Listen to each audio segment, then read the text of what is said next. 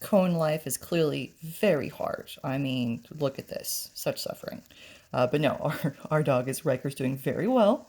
Still adjusting, but doing very well. Now is adjusted so well that he bumps his cone into more things, just because he thinks everything is fine. So I think it's a good sign, all in all. But today, I thought I would go ahead and share with you one of my favorite stories. So I love telling stories, and so one of my favorites is actually on a friend of mine that I've known her now for a very long time. We were roommates freshman year of college. We also were roommates our first year of graduate school. Katie's been stuck with me for a good long while. Katie is a wonderful and loving person. I say that, but she's also can be very fierce. It's one of my favorite qualities about her is that ability of hers. So when we were freshmen in college, I had a calculus study group, mostly made up of guys. And as you might imagine, being 18-year-olds, they like to tease my roommates, Katie being one of them. Katie didn't want to be hugged. This is understandable, but they, of course, decided that since she did not want to be hugged, this is what they needed to do. We lived on the first floor, so our balcony was actually a porch.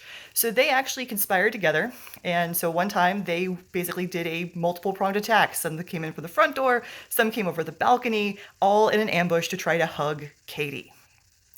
So the person that was the most successful was Alan.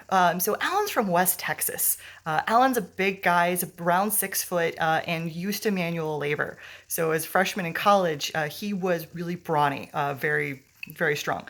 Still is, by the way, but just to kind of paint this picture. Katie's about 5'3".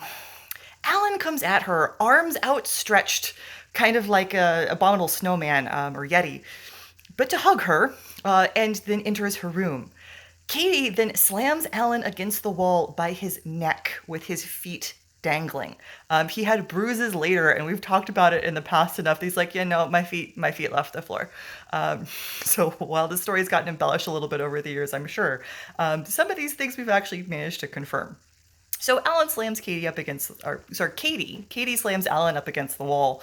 And so for quite a while, we tease Katie about the fact that do not hug Katie. Do not hug Katie unless she wants to be hugged.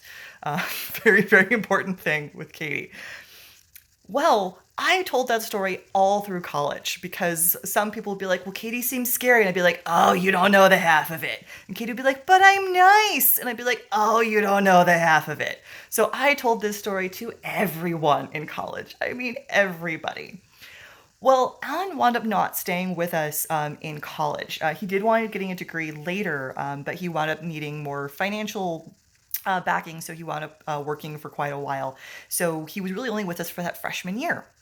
So when I had a graduation party, and Alan showed up with his girlfriend at the time, by the way, now his wife, I was trying to introduce him, and I was like, oh crap, most of the people around here, they wouldn't have gone to college. Like they went with Alan because it was only that freshman year. And I was like, hey guys, this is Alan. Alan's the one that Katie slammed up against the wall. And the whole room went, oh.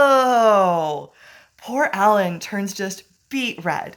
But I had a good laugh at it because, again, he's told the story, and someone didn't know the story, so I, of course, told the story again. Um, so that Alan's girlfriend could get in on the laughter. And again, they're now married, so I did not ruin anything. It's good. So that story's been around for a long time.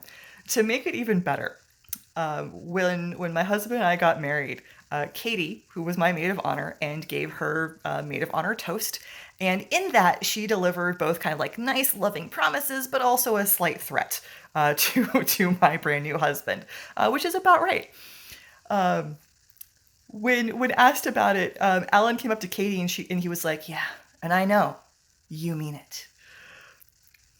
So we've had a really good time with those stories. So we'll be trying to share some more of those just to kind of lighten the mood and keep things happy and fun as we go through our time. But today is Saturday, and I hope you can enjoy perhaps some naps.